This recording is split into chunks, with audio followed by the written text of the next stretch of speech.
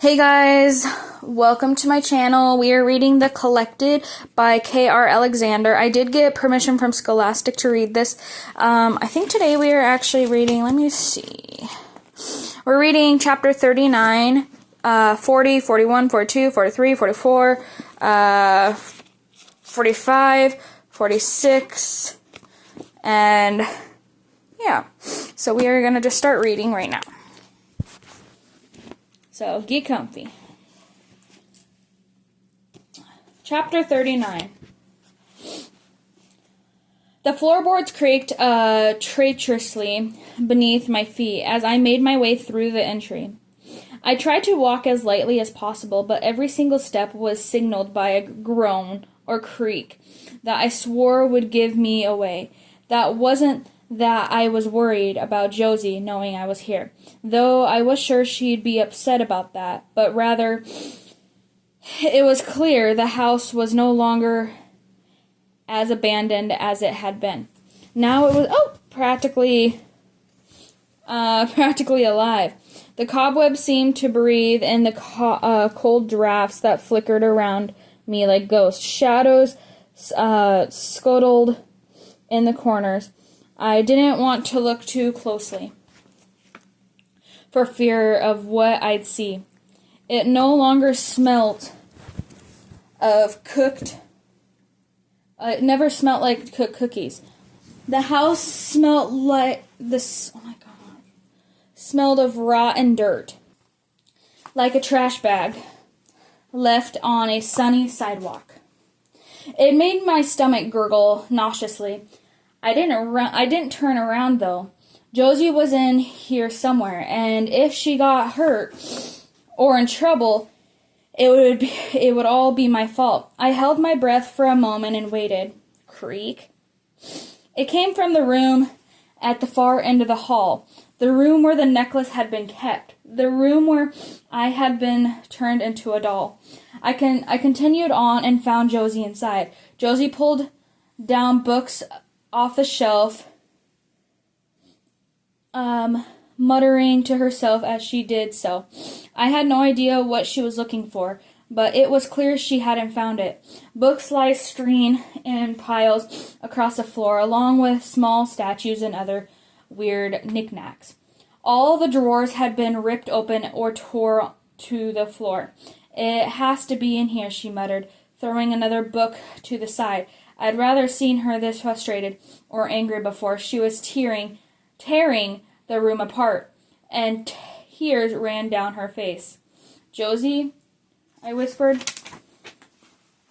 She yelped and turned on the spot, turned a stack of books with a loud thud in the process. Where is she? Josie asked. The question made me freeze. Who? Don't play stupid, she said. She took a step towards me, her whole body shaking. I know you were out here yesterday. I know you took her. I know you broke Grandma Jeannie's rules. I didn't break. Don't lie to me, she yelped. I saw the doll in the window just as I saw her ran back here. Why did you come here? Why? Why would you do that? Do you have any idea what she's done? What you've done? I stood there, heaving, so close I almost expected her to reach out and grab me. She didn't, though. The space between us felt charged in static electricity.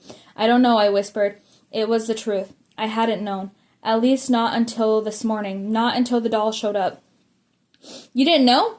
Her words were a growl, and anger clearly overtook her fear in her face. You didn't know what you did? Just like the last time? Just like your sleepover? I froze. Josie sneered. Oh, what? You think I didn't know Alyssa's orders? Sister texted me everything. I know the truth, Josie. I know what it wasn't a mistake, just like you bringing Beryl out of this house wasn't a mistake. There was a reason Grandma Jeannie always talked to you. She was trying to be your friend. She was trying to stop you from being evil. She took another step forward, so close to her face was only inches away from mine. I know what happened at that sleepover, Anna. I know what you did. Maybe I shouldn't have saved you in the first place. Maybe if I hadn't, I could have prevented you from hurting anyone else. Because I know deep down, you're not better than Beryl. Chapter 40. Ice poured through me as she said those words. I had been beginning to fear myself. I stumbled back against the wall as the memories of sleepovers crashed over me in a wave. We were in my friend Alyssa's finished basement. She and our other friend, Suji, had decided on watching a horror movie. It was late and I was tired, which meant a horror movie was the last thing I wanted to watch, but I also didn't want them to think I was a baby, so I didn't say anything. We were cuddled together on the sofa watching the movie, but after a few minutes I started finding it hard to focus. I started hearing voices, whispers, ones that definitely weren't coming from the screen. I glanced around, trying to secretively about it, and my eyes snared on a large clear storage bin in the far corner. Inside were dozens of Alyssa's dolls, each of them with their hands pressed to the plastic, their mouths wide as they screamed for escape. The sound of their cries filled my head, drowning out the noises from the TV. I had to help them. I had to release them. Had to. Don't tell me you'd rather be playing dolls, Alyssa said, pausing the movie. I thought we agreed we were too old for that now. I jerked back around to look at her. It took my concentration to force down the sound of the dolls' imprisoned screams. Of course not, I said. I just thought I heard something. Mice, Suji yelped. You don't have mice down here, do you? She eyed the basement suspiciously. No, Alyssa said. She looked at me and raised an eyebrow. Are you feeling okay? I had tried very hard to keep all mention of dolls or voices from her, but she was my best friend. I definitely let slip once or twice. I could have sworn my dolls played back. I'm fine, I lied. It was hard to keep my voice from surrounding strain. Let's just keep watching. Alyssa nodded, but she didn't seem convinced. She resumed the movie. After another half an hour, I couldn't take it anymore. It wasn't the movie that scared me, but the yells and cries for help coming from the toy bin. Not even the screams on the TV was enough to drown them out. Finally, I stood and faked yawned. I think I'm going to go to bed. I'm super sleepy. Okay, they said, not taking their eyes off the TV. I frowned. I'd kind of hoped one of them would come up to Alyssa's bedroom with me. Instead, I walked up to the basement steps alone. The dolls yelled faded when I finally reached Alyssa's bedroom, but they didn't go away. Not completely. I lay down on the floor and shoved a pillow over my ears, waiting for sleep to come, and it did come, filled with nightmares and laughing dolls, and when I woke up a little while later, I realized the laughter wasn't just coming from my dreams, but reality. Alyssa and Suju stood above me, the lights in the bedroom a full glare, laughing wildly. It took a moment to realize what they were laughing about. When I did, I screamed. Dolls surrounded me, clung to my arms and legs, entangled in my hair, as if hugging me, as if they're trying to strangle me. Did you sneak down in the basement? Did you sneak down in the middle of the night and steal them? Alyssa asked through her laughter. You're such a little baby. Can't even sleep without her dollies. I pushed myself up to standing, and the dolls fall off of me lifelessly. My fists balled up on my side as my friends continued to laugh. Stop laughing, I said. It wasn't me.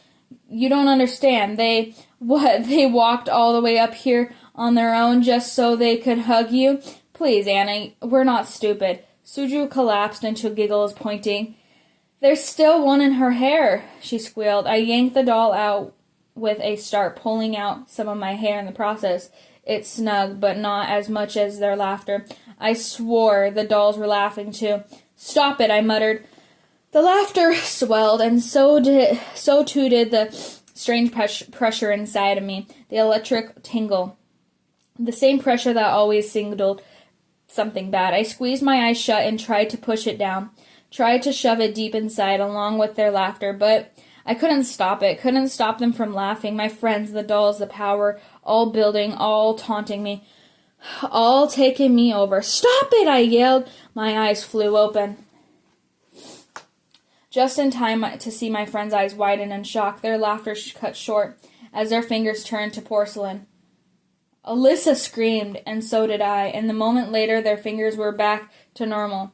But I knew what I had done, knew what the terrible power inside me had tried to do. I had started to turn them into dolls. I didn't hesitate. I grabbed my things and I ran from the house. I didn't stop running until a few blocks away when I was finally able to call my mom and had her pick me up. It was late, nearly midnight, and I didn't expect her to pick up.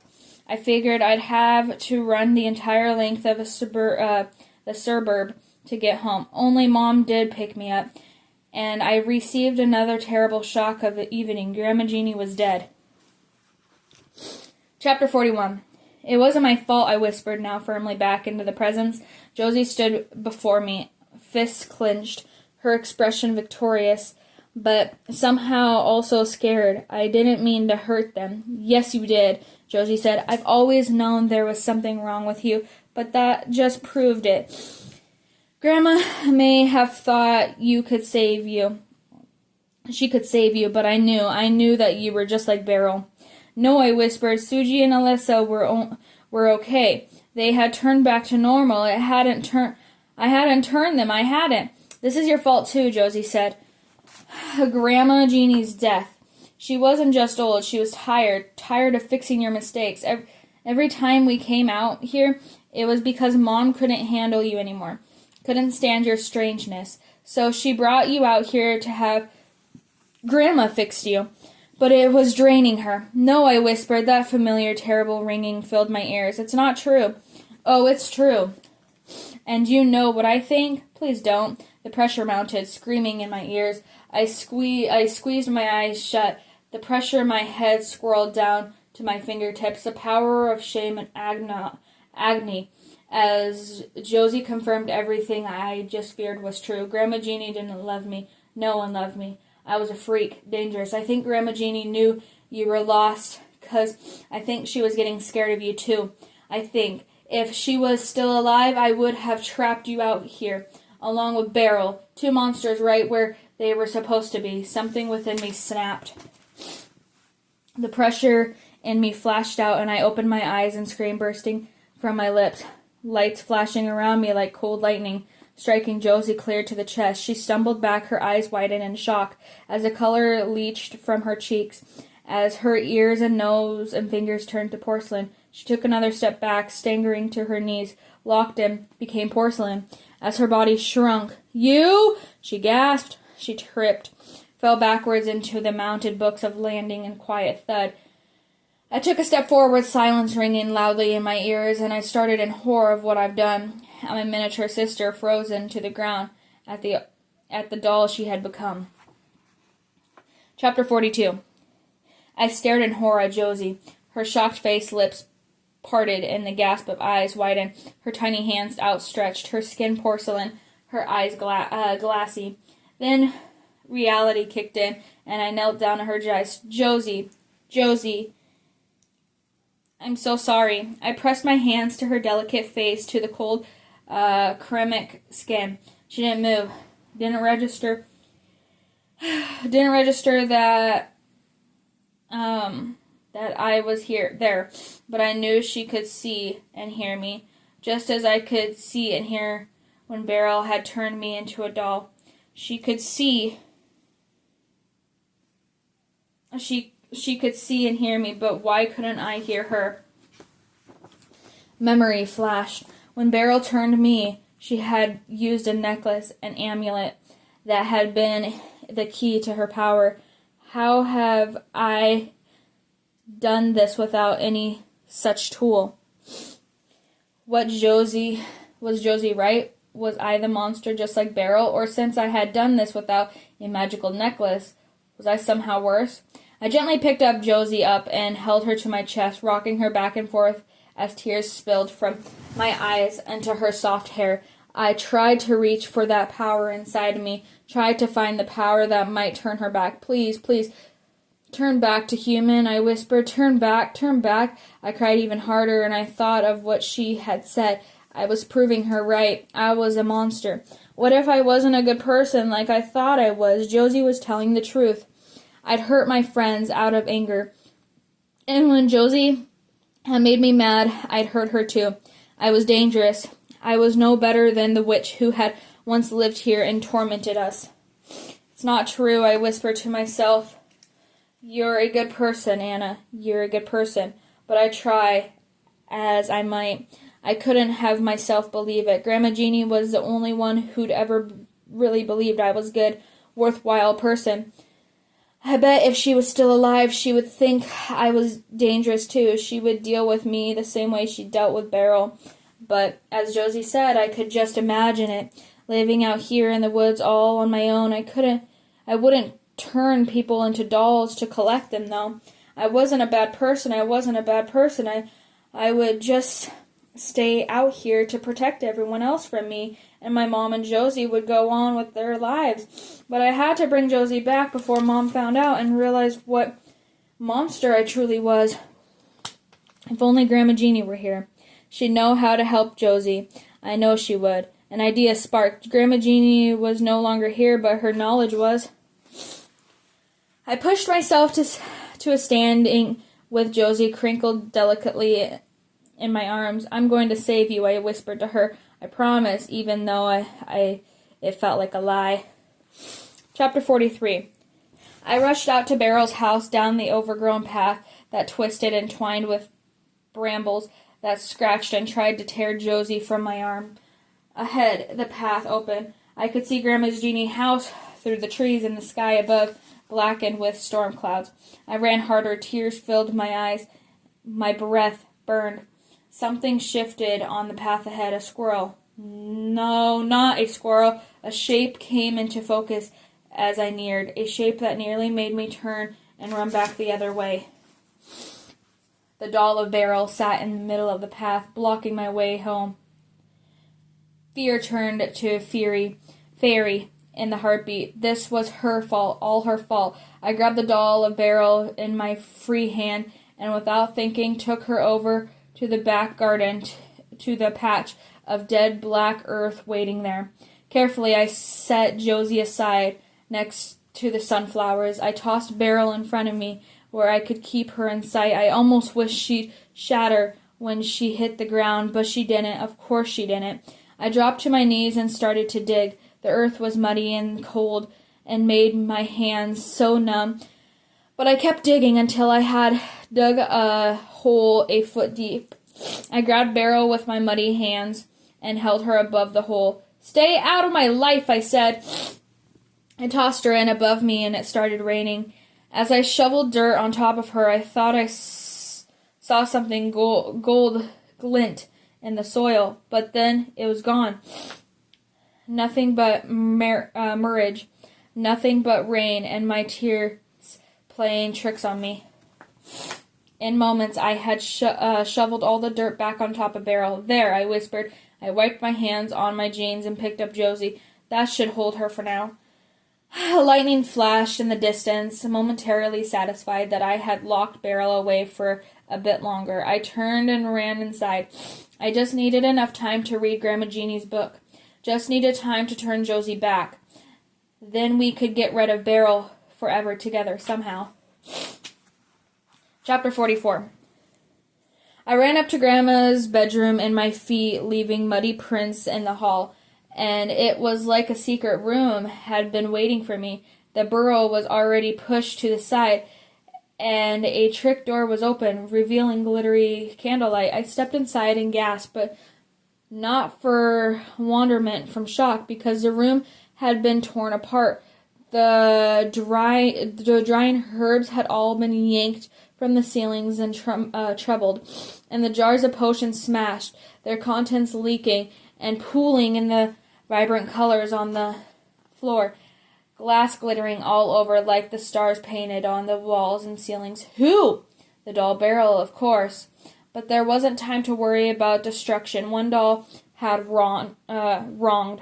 She was buried and out of the way for now. Josie needed me fast. I had to save her from Mom before Mom had came home, before Beryl dug herself free, before this got any worse. Grandma's books still lie on the altar against the wall, oddly untouched, as if it enchanted against Barrow's attack. The moment I saw it, the cover slammed open, smacking against the trunk lid, so loud it sounded like thunder. I yelped and put a hand on my mouth, trying to keep from calling out or moving, because I didn't want to step on any of the broken glass. I watched in awe and fear as the pages of the books flipped of their own accord, shuffling with a whirl until they opened to the page. Nothing moved. I leaned Josie against the wall and took a hesitant step forward, edging around the glass, another step and another, until I was right over the book and staring down at what it had revealed. There was a drawing across the open page, the drawing of the necklace, and beside it, a diagram of it being buried in the earth. The necklace had turned me into a doll. Grandma Jeannie's handwriting was bold and large at the top. She must never get it back. At the bottom of the small note, like a journal entry, my granddaughters, I have buried Barrel's locket in the garden, and I enchanted it against Barrel's prying eyes. So long as I live, it will remain hidden. So long as I live, it will be safe. Beryl sleeps trapped in her house so long as I draw breath. But if she ever wakes, she must never be allowed to find her necklace.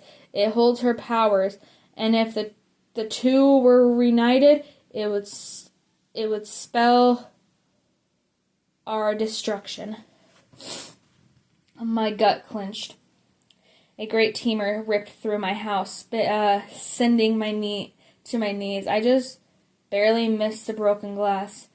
At first, I thought it was thunder or frickin' storm. Then I heard Beryl laugh.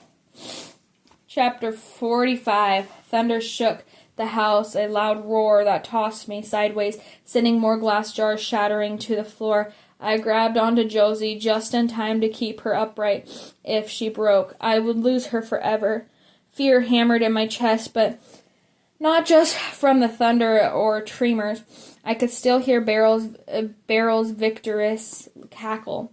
It rang from everywhere, from the walls and the ceiling and the floor, as if it were coming from my own ears and not some outside source. It felt like she was everywhere, and now it felt like she was inside my head.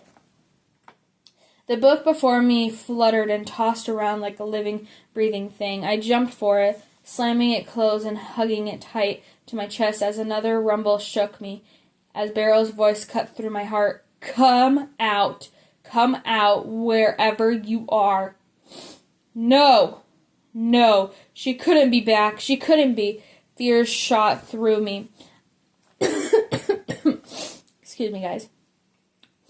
I pushed myself standing and ran out to the hidden room. Josie held tight under my arm. Outside Grandma's bedroom window, the sky had grown black as the night. Great thunder clouds whirled over the forest, spiraling right above Barrel's house. Lightning flashed in the darkness like burning veins. I looked to the garden, or at least what was left of it, a great hole that had been carved out of the earth. Sunflowers lie scattered over the ground, and the place I had buried the doll of Barrel was catered as wide as I was tall. But Barrel was nowhere to be seen. Movement caught my eye, and there, deep in the woods, I saw a trail of smoke coming from Barrel's house. She had gone home. She was waiting for me. I know what you are, Barrel's voice hissed through my ears, and I know what you've done. Come to me, bring her to me, and I will set it right. My blood went cold. Of course Barrel had seen. Of course she would. Of course she knew what I've done.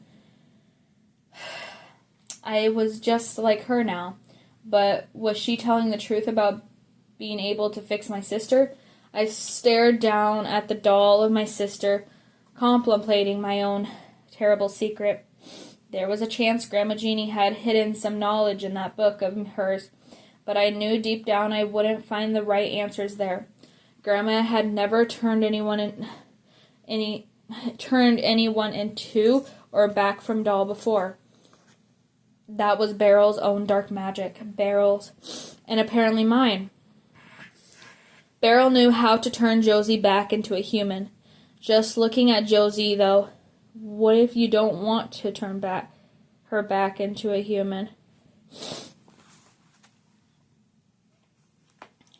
I couldn't tell if the words whispering in my ears were Beryl's or mine. The moment they spiderwebbed through my thoughts, however, I couldn't shake them loose. Instead, a new future dawned before my eyes. I could tell Mom that Josie had just ran off into the woods and gotten lost. People would look for her and they'd never find her, or if anything, they would just find the doll.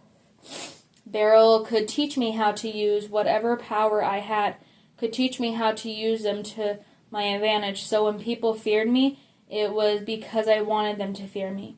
Or maybe Beryl would in fact help me free Josie. My family could leave. Our lives would go back to normal. It would all be my little big secret, and Josie could never ever be mean to me again. She'd have to do what I said. She'd have to be nice to me, or else. My lips quirked in a smile. I liked the thought of her being scared of me. Finally, the tables would have turned. Finally, I wouldn't be the only one being bullied. I reached down, picked her up, looked into the quilt of Grandma's bed. "Anna, I'm waiting for you." Beryl whispered. I had to decide. Did I want to be like Beryl, or did I want to be, well, good?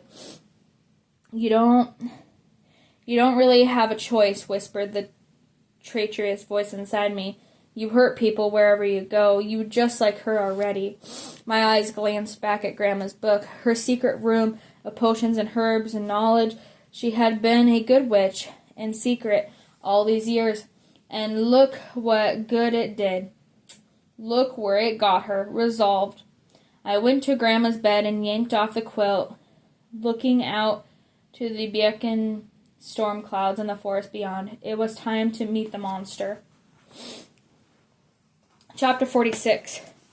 My feet took a path on instinct. I kept the bundled figurine held close to my chest, protecting it from branches that snapped and grabbed, catching on the frayed edges of Grandma's quilt. I couldn't believe what I was doing. I felt so wrong. The large screaming part of me wanted to turn around and find a different way, but it also felt like the only possible way to end this once and for all. Despite the slow spiral of black clouds above, the air within the forest was still and cold as a graveyard and just as silent. I could hear every breath, every snapped twig, and every footfall. It felt like walking through a dream.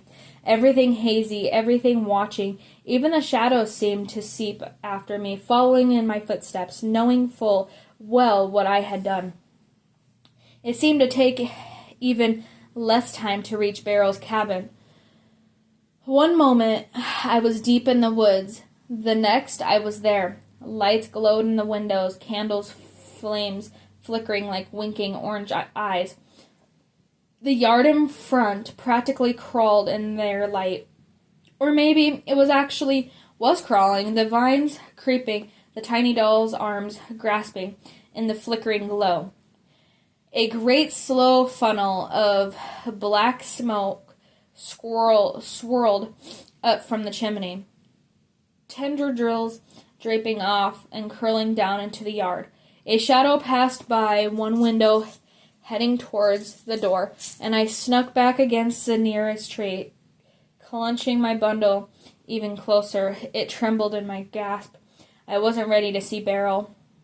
The memory swarmed, a fear so real it nearly clammed down on my muscles and forced me to run away. Beryl, garbed in black, and growled as she crept closer and closer, snaring me in her spell. How could I think I could truly confront her? Even though I willed myself small and invisible, it wasn't enough. Those doors slammed open, and our swept-in monster that had haunted my nightmares. She was even more terrifying than I remembered. In the fate of the memory, she had been inhumanly large, with talons and long ears and skin and color of old bones, but now she was all those things and more. As if 5 years of confinement had turned her into even more of a monster. She tore me to the doorway, her outstretched hands of gnarled as a skeleton, each finger tipped with 6-inch black talons. Her face was angled and bony, her ears stretching up through the wild mess of her black hair, her chin long and devilish, and her mouth filled and yellowed razor-sharp teeth. A little bit of flesh could see between the folds of her moving dress were almost purpled, her veins blue-black like a bruise. Her robe swirled around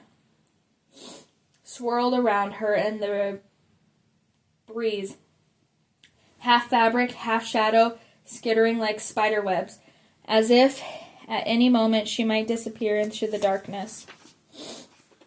But it was her eyes that spared me to the trees, whereas before my nightmares had been haunted with images and burning white eyes.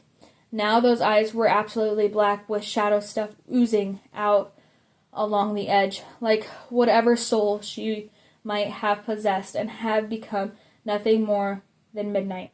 I shrunk back against the tree, but the moment those eyes locked on me, I felt a hook in my chest, guiding me into the dark, stormy yard, my feet crunching on my vines, hidden doll parts, and the bundle shuddering in my arms. "My dear sweet Anna," Beryl growled. Her lips didn't move, but the words slipped between her fangs like poison. "How tall have you grown?" But the words caught in my throat.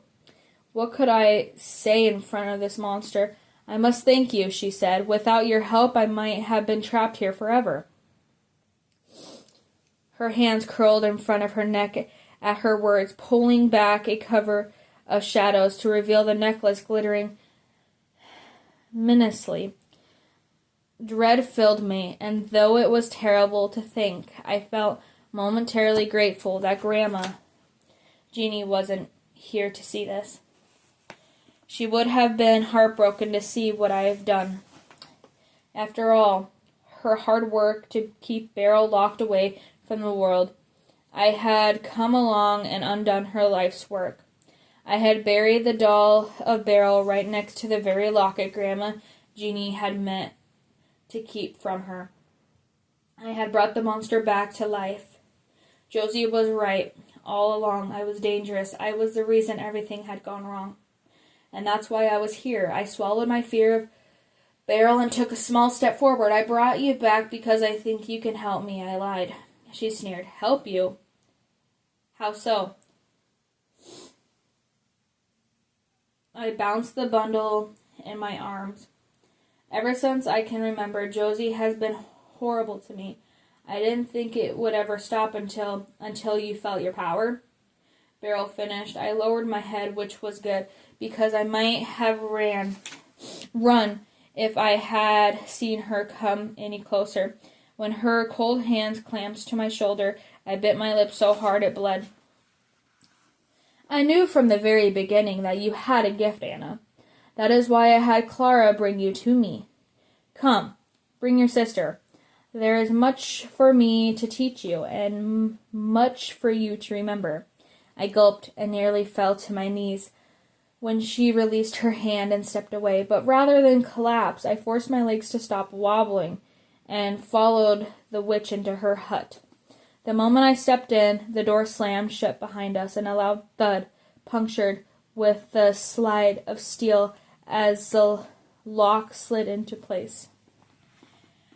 And that is the end of chapter 46. I will see you guys in the next video. And thank you for listening, guys.